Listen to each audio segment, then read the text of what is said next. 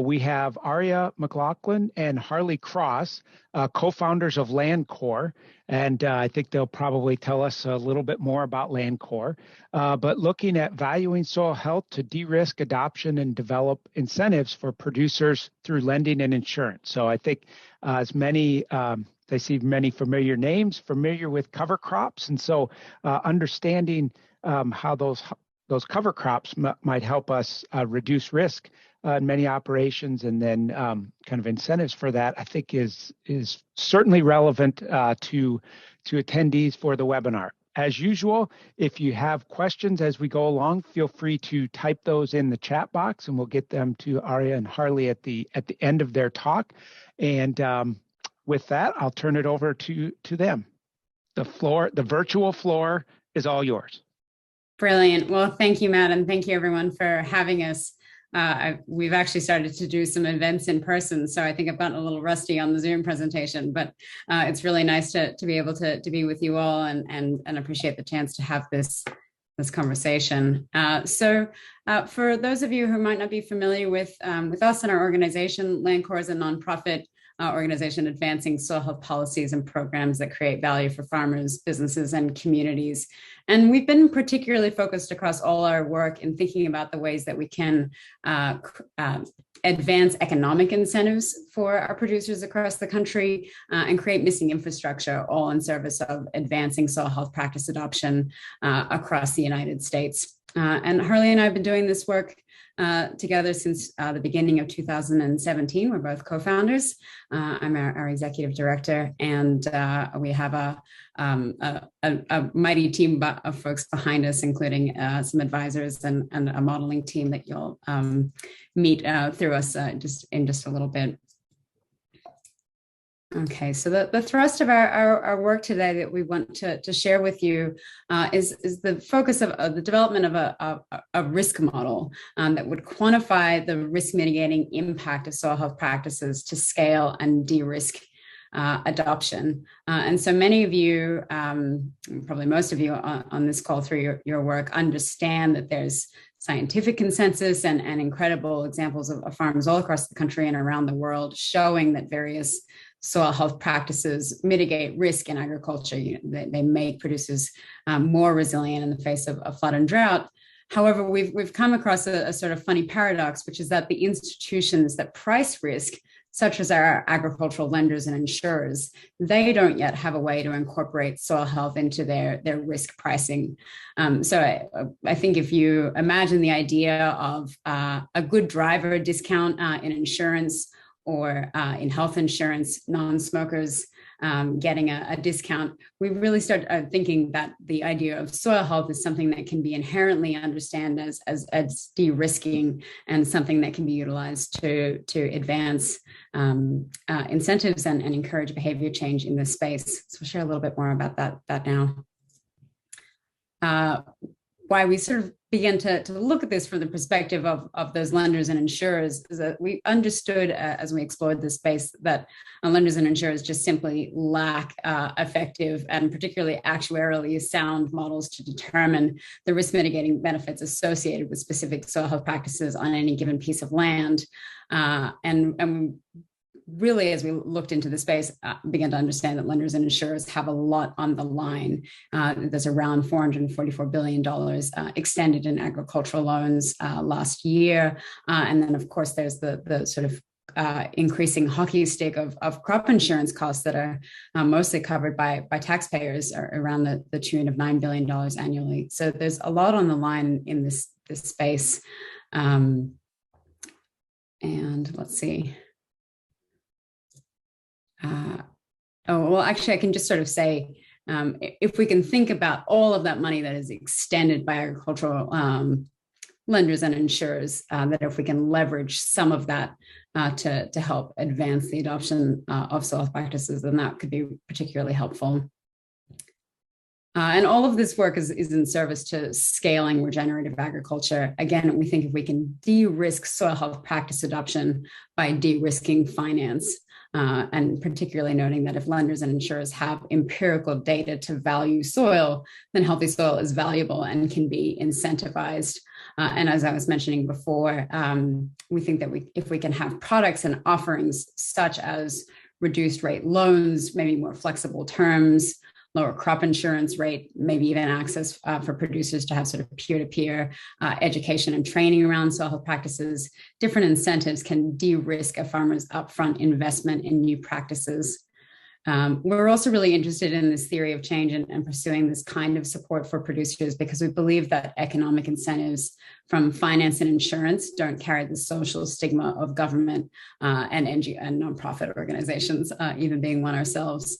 So we think that this can help to overcome some of the cultural barriers to behavior change, and we certainly welcome your feedback on the point. And then another piece is that, as so many of us have seen, there's really a lot of oxygen in the room going to carbon markets or soil carbon markets or ecosystem services markets. So while there's a lot of attention and USDA initiatives and different things going into that space, our sense is that that work is still really largely theoretical and very new and still kind of to be determined as to whether that will really bear out in favor of farmers, not to mention all the kind of technical challenges in that space. So for us, the sense of providing economic support and incentives for producers in lending and insurance, a place where so many of you are already doing business anyway. These loans and insurance are an essential part of producers' businesses. So for us, meeting producers where they are is a place that makes sense. So how we're doing this at LandCorp is building a predictive, actuarially sound modeling tool, again, that can model and measure the risk mitigating benefits of specific soil health practices. So our risk model looks at practices like cover cropping, the reduction of tillage, and crop rotations. And it does this by looking not by a sort of physically measuring the soil itself, by using remote sensing and biophysical data on these practices, but also looking at the impact on crop yield and layering on publicly available weather, soil type, climate data, et cetera, to understand what the impact of these soil health practices on yield, particularly in instances of flooding or drought. So sort of water pressure stress or the absence of that. And looking at the yield variability and also recovery time is another indicator that we're looking at. And then ultimately, this model will assign a risk score for a farm or ranch based on existing conditions and future management plans. So we have the ability to both look back and forward at this model. And something that's different about this particular work is that this is field level work. So we're not just looking at county averages, which is where a lot of the data that has existed in the space thus far. We're able to we and then eventually a bank themselves would be able to look at an individual farmer or farmer client and understand the reduced risk based on the presence or absence of certain soil health practices.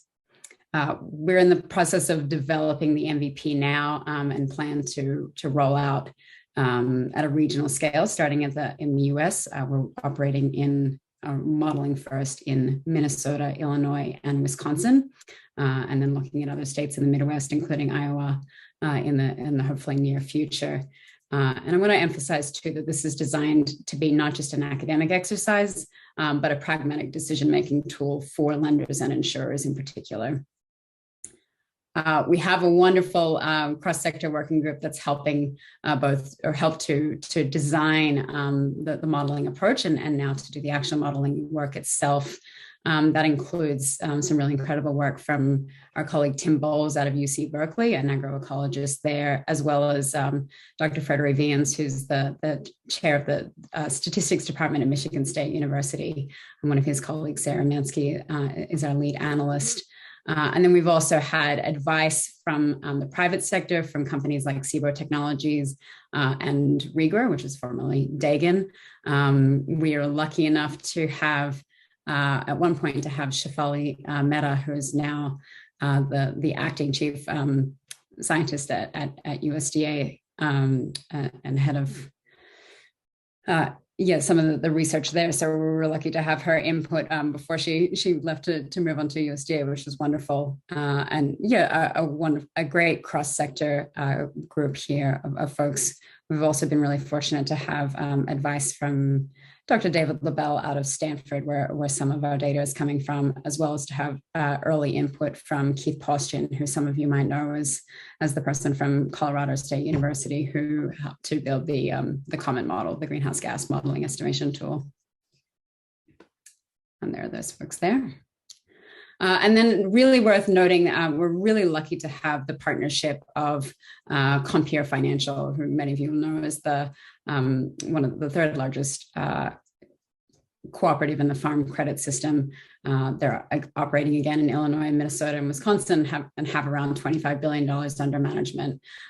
So in addition to providing credit and insurance and financial services, this is a partner who's really known and trusted in rural and ag communities, and is helping us to really take an under the hood look at how lending and crop insurance and different pieces work, and how such a tool could be incorporated into their product offerings. Through this partnership, they're becoming the first major agricultural financial services firm to provide risk assessment through the lens of soil health. So we're really grateful to them for looking ahead and helping to think through how this model can be piloted such that we can offer more meaningful incentives to their farmer clients. And I just wanted to reiterate here, I've been working on this for a little while now in terms of designing the project and identifying the relevant data sets, ensuring that such a modeling approach using all of this satellite or remote sensing data is possible. And our teams out of Berkeley and Michigan State University are now in the process of developing the MVP. We are currently have most of the modeling and analysis work done for the practices of crop rotation and some of for tillage, and then are working on finalizing our cover crop data set so that we can start to implement that practice into the model as well. So we expect to have some of that finished up by May, and then are looking at finalizing our MVP during the summer, and then releasing that MVP, going into regional scale pilots, and then expanding the model by region across the Midwest towards the end of this year and moving into next, which is exciting. And then in terms of outcomes, just sort of the so what of a project like this, we feel that we can really substantiate the impact of practices like cover cropping and develop an unprecedented business case for soil health. Again, being able to show not just, we understand that cover crops work in some places, in some areas, but really being able to take a field level look and show the reduced risk, show the reduced cost for both farmer and for ag lenders and insurers, making the economic case to producers that there's massive, massive value in the soil, and that there's both short and long-term benefits to adopting or scaling up these practices and hopefully contributing to changing farmer behavior. And then I think also excitingly to support the development of new lending products and better terms for producers in implementing a truly scalable incentive system for these practices. There's always the invitation to support and partner. We're starting to look for sources of training and verification data. So farmers or farming organizations who might have producers who can verify that, yes, we've implemented cover crop practices, for example, over a certain number of years. That kind of data helps us to further train the machine learning to train the computers who are recognizing cover crop data from space, and just to help to overall to verify and ground truth the model itself. We're always interested in meeting other partners or advisors who work in lending or in investment and insurance to provide feedback and inform the model development and make sure that this is as usable and tangible a tool as possible. And then always sort of opportunities for funding and other support as well. And my contact details are there, and I'll drop those in the chat as well. And so I might hand it over to, get ready to hand it over to Harley to add any additional comments and open it up for questions. Thank you, Aria. Yeah, I think I'm happy to help answer any questions or clarify anything, and hopefully, yeah, it'll be a fun conversation. And while folks are thinking of questions or also just comments, I wanted to show you all the certified crop advisor slide here to have you. I can take that, Aria. Yeah, so, yep. So if you are on and need a certified crop advisor CEU, please email Liz Ripley. Her email is ejukums@iastate.edu by 5 o'clock today with your name and the name you entered to watch the webinar, as well as your CCA number. So ejukums@iastate.edu by 5 o'clock today. And then we'll put a plug in for the next webinar. If you can flip one more ahead. Next week, we're going to talk about strategic habitat conservation for threatened and endangered species. So we have Andrew from the U.S. Fish and Wildlife Service. And so we got a question that came in, but I'm going to take my prerogative as the moderator to ask maybe the first question. Kind of thinking about what's been done to date on training and verification of the model data? That's an excellent question. So a lot of our data sets are coming in from other folks. So the satellite data that is looking at the tillage or the yield, a lot of that data is peer reviewed, and it's coming from other academic sources. We've gotten a lot of data from Dr. LaBelle from Stanford.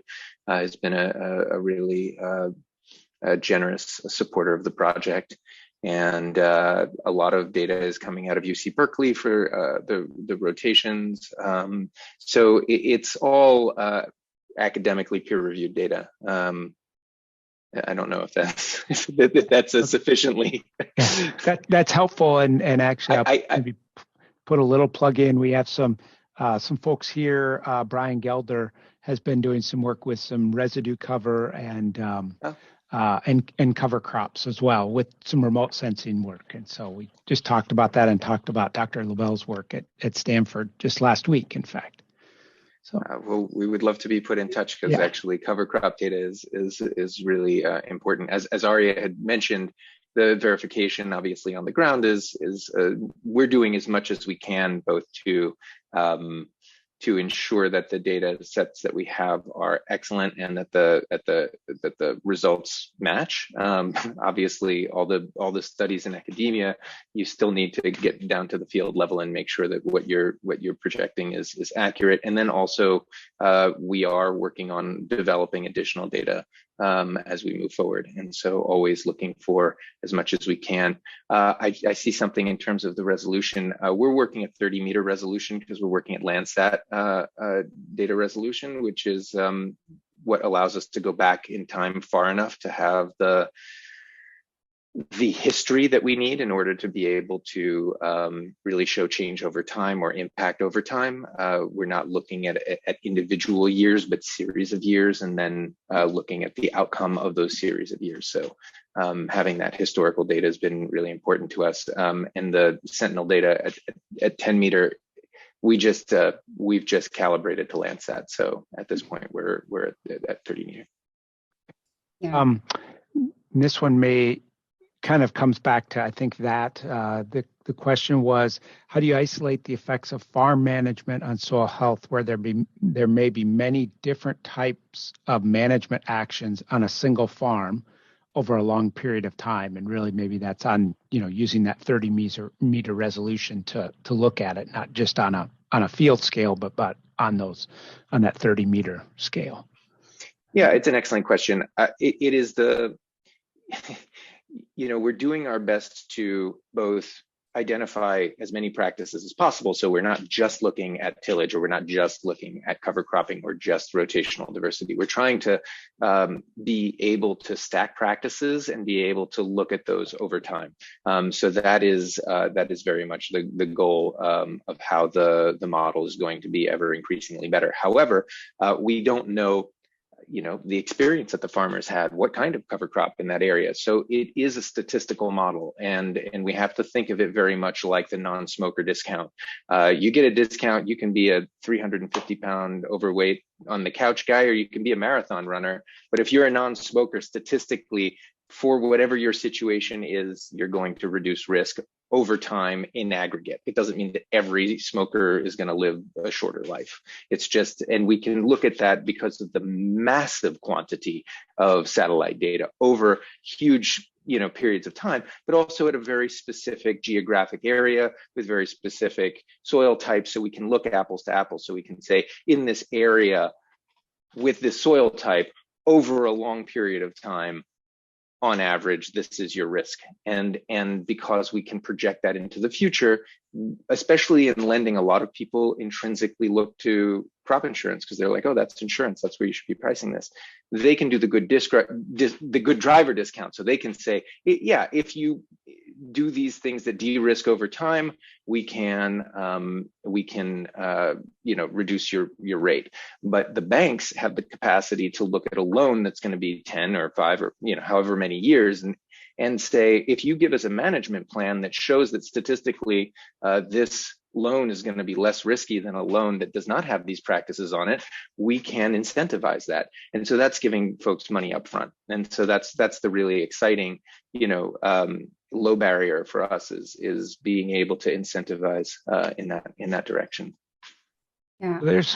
Go ahead. Sorry, Matt. Yep, nope, you're great. I got a direct message question by direct message asking if the model addresses changes in infiltration or precipitation and or increased storage of moisture in the soil as soil health improves.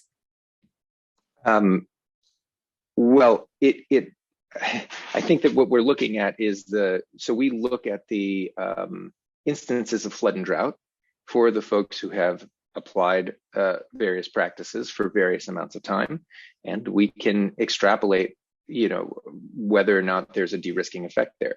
And on average, the observations that we've seen thus far match the many of the studies that you all have no doubt seen, that there very much is a de-risking effect, and it helps quantify what the minimum de-risking effect is, because everything that's coming out of the model is going to be very cautious in its estimation, because it's not looking at the quality of management, it's only looking at the application of a practice. So you're getting the worst applications along with the best, and you're getting a median. So if anything, the model should underestimate the de-risking, not overestimate it. Yeah, and I should have clarified up front that this statistical model, which is using remote sensing and using the images of practices and yields that we can see from space, this is in contrast to process-based models. So for those familiar with Keith Boston's with the comment model, this is not looking at the individual changes in the soil. It's actually taking the changes in the soil kind of like a black box and looking over those individual changes. So it's not saying like how it happened, but just demonstrating that empirical connection between the presence or absence of these practices and the improvements in yield. And I see a question that was also a direct message to me. Thanks for calling those out, Aria. This is asking about the yield estimation. Yield estimation is being done by satellite, but it was verified against RMA data, which is obviously very fortunate. So it's very reliable. So the next one I had was, as you think about de-risking that, any plan on de-risking that early transition of, if we, in the early transition years of no-till or strip-till or cover crops, there might be greater risk to the yield until somebody gets used to that. Is there any thought about that? Absolutely. I think it's one of the things we're most excited about. And I kind of alluded to it when I was talking about crop insurance versus banking. If you go in to get a loan and they're going to be carrying that loan based on the value of the property, right? The asset that they're holding against the loan is the value of the property. And if you can show that a certain set of practices are going to degrade the value of that property over time versus increase the value of that property over time, and you can quantify that, that becomes a real incentive for that bank to give you better rates, to incentivize in any way that they can, really, for you to adopt those practices. Anything that's that makes economic sense for them, that is within that window of how much less risky it is, they have the incentive to give you that money up front, or to give you incentives or terms that make the application of those new practices make sense for you. And so whether that's partnerships with no-till drilling companies that are going to give you 0% rates on the acquisition of the equipment, because that's a way for them to incentivize you to have access to the equipment, or whether it's there's lots of creative options that are there, whether it's free training, free technical support, whether they have an unlimited number of potential incentives. We don't develop the incentives. That's obviously going to be done by them, but it gives them a motivation to create those creative incentives that are going to meet the producers where they are, and hopefully give them the tools that they need in order to de-risk that portfolio. So it may be too early to tell, or you haven't gotten that information yet, but any idea on the ballpark estimate of the de-risking effect on loan costs? We are not really at, I don't think that we can say that at this point. I think that is the goal of the project. And I think that as we have seen early results. I won't lie. We have seen some very positive things so far. But with that said, this is still in development. And so, until everything has been reviewed and until everything has been double checked, we can't make any statements on that yet. Okay, great. I think you mentioned something about looking for farmers to verify information, and there was a question about what are the specific data points that you're looking at for farmers to verify. Yeah, we would love to have as many instances of confirmed practice implementation, so cover cropping, tillage, or reduced tillage as possible, that can be geolocated to a field over the widest time frame possible, because that allows us to run the model on that and see whether or not the model got it right. And then as we aim to increase the accuracy of the satellite predictions, that obviously is super helpful. So if somebody has some interest in that, or entities do get in touch with you all? Definitely. Okay. I'll just, Aria left her contact information at the end of the slide, but maybe you want to pop that back into the chat so that folks can copy and paste that. Yeah, absolutely. And I'm getting some really generous suggestions and directly as well for folks who might have some data that we can work with. So appreciate that. And I guess it's also worth emphasizing, Harley said over the longest span of time, but anyone who's has examples of this going back further than the last couple of years is especially helpful, because the satellite data will look a little differently because there's just so many more of us adopting these practices now. So getting a sense of what it looked like. Landsat 2010 is going to look different than what we have now. Yeah, 2022. Right. Absolutely. I also have a question here. If we have time, are you looking at practices in isolation, or can you capture non-additive effects of systems of practices? Non-isolated effects. Can you say that one more time? I'm sorry. I also received a chat and I was simultaneously That's reading while okay. listening, and I ended up hearing nothing. Apologize. Well, the short answer is that we're starting by saying, yes, we are looking at individual practices in isolation. But I believe the intention is also to then start layering those practices so that we can see the cumulative impact of not just reduced tillage on its own, but reduced tillage and cover crops and a crop rotation. So yes, we are working very much to stack the impact of practices. And then in addition to looking at the reduced risk or cumulative reduced risk of those practices, we're also starting to be able to express that in terms of not just yield maintenance or yield improvement, but also profitability, which is really exciting to be able to start bringing questions not just of yield but profit to these big ag lenders. Yeah, especially as it relates to tillage, the data is a lot more available in terms of cost and some other things. There was a question in my chat of how we define risk. So yeah, we're looking at yield stability at this point and recovery time.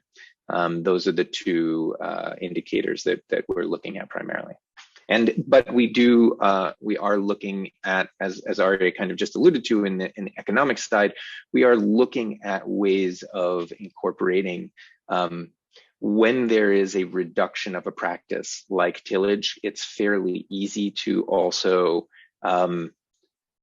quantify what the cost of that practice had been, and when you're removing it, if there's not a lot of additionality in terms of potentially a roller crimper that was purchased to terminate, or a cover crop, or I'm sorry, I'm mixing things, sorry, but as it relates to tillage, if you're removing the tillage, you're removing a cost, and therefore we can calculate that fairly easily.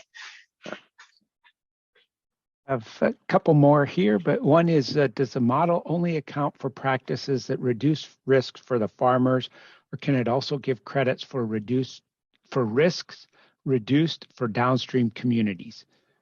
Or for example, reduce flood risk or reduce pollutant risk? I love that question, because I think that speaks to the opportunity. We have to focus at the MVP stage on, how we can most narrowly define this so that it can meet the needs of a very specific audience, so that we can, do a very specific thing. So we have to be very focused on that. But our goal is that this tool be used in a lot of ways, and one of them is that downside risk. Like, how do we look at the future of city planning? I would love to see a world in which people are looking at the soil health that surrounds the city and being able to quantify which practices could be implemented to de-risk those cities to floods and drought, to flood in particular. But also looking at areas where certain practices could reduce the risk of drought overall in sensitive areas, and land management more broadly. There's a tremendous amount of opportunity for the use of the tool, and our goal is to make the tool available to academia. Obviously, the folks that use it to make money, we will charge so that we have an income stream to continue developing the model and make it better. But as a nonprofit, we don't have the same kind of structure that a lot of the ag tech folks that you might come across have. And so our goal is to really create that empirical linkage between risk and soil health, and ensure that that there is as much systematic support, structural support for the implementation of these practices, and to kind of take it out of even the ecological conversation and just make it that it's fundamental, if we want to have a thriving, resilient farming system, that we have the tools that we need to achieve that. And that's our goal as an organization. So there was if somebody wanted more information or wanted to promote your approach to modeling risk and soil health, where should they direct people? Is the website the best place? Another publication or write-up somewhere?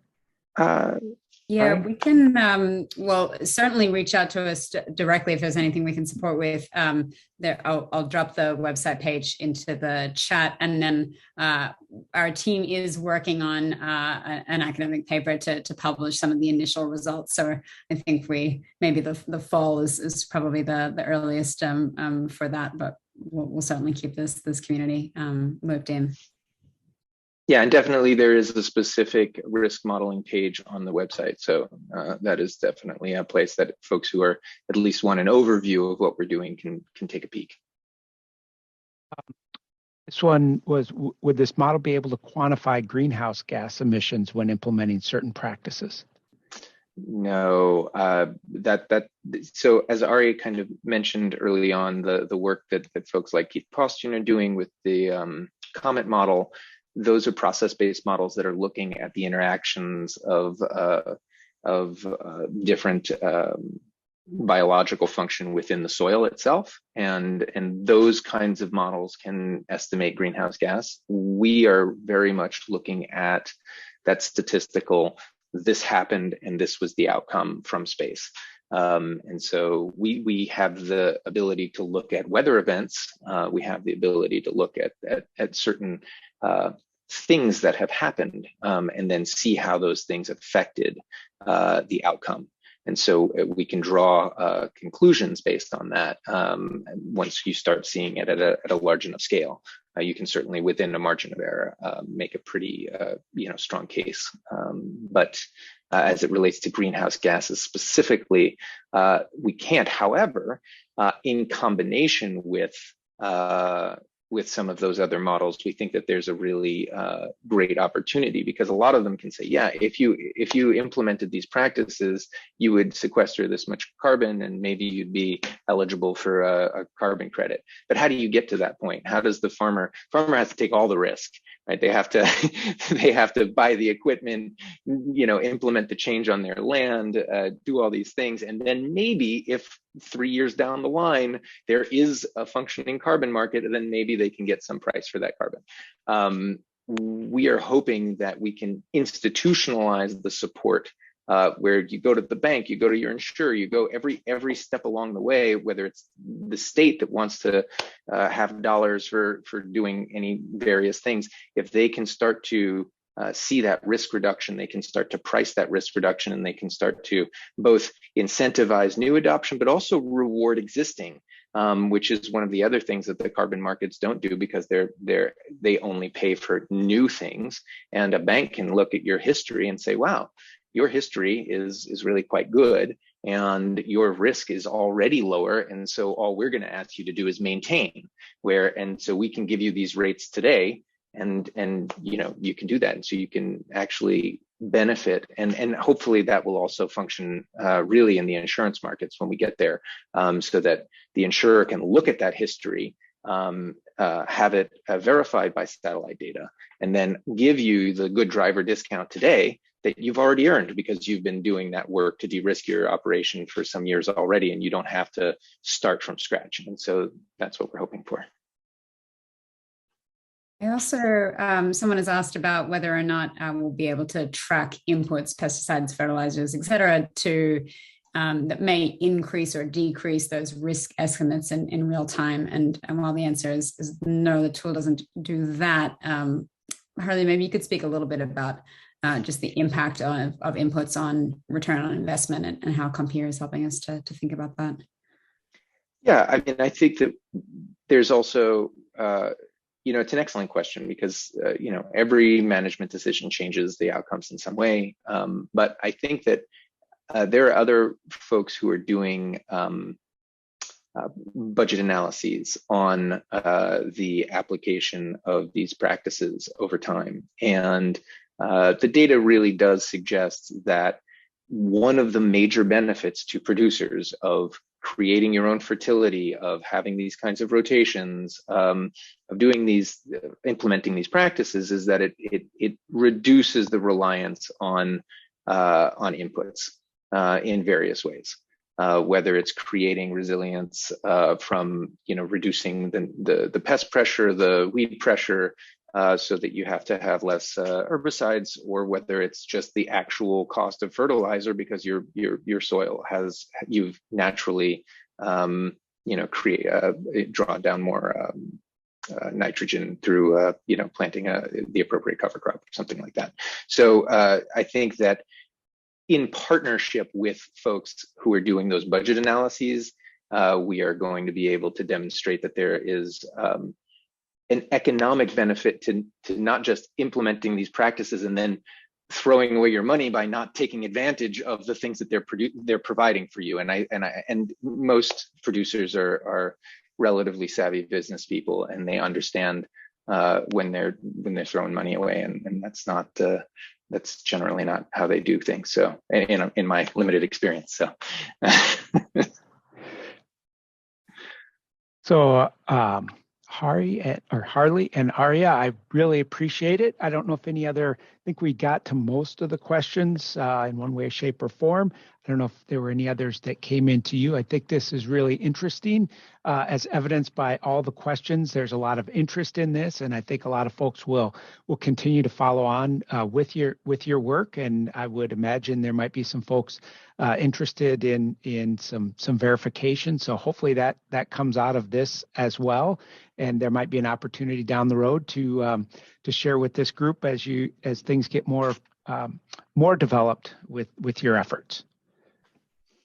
Really appreciate the time, and and feel free to keep the conversation going for any of those who want to reach out to us. Yeah, thank you, and hopefully we'll have a strong update for you all in the coming months and years. So appreciate you all tuning in. All right.